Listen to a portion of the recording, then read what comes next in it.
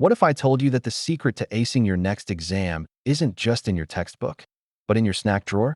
We've all heard that chocolate is a treat, but for your brain, dark chocolate is actually high-octane fuel.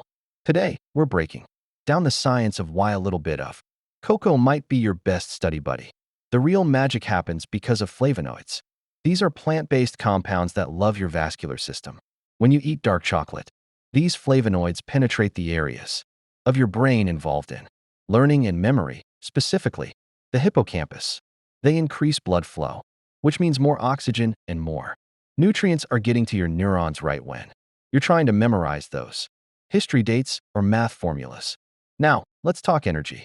Dark chocolate contains a small, Goldilocks amount of caffeine. It's not enough to give you the jitters like a double espresso, but it's just enough to sharpen your focus.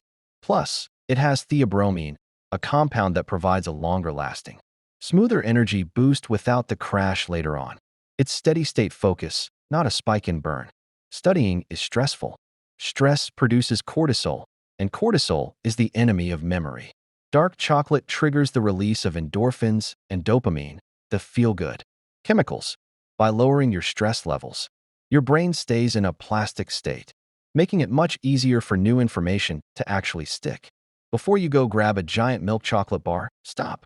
This only works with the dark stuff. You're looking for at least 70% cocoa.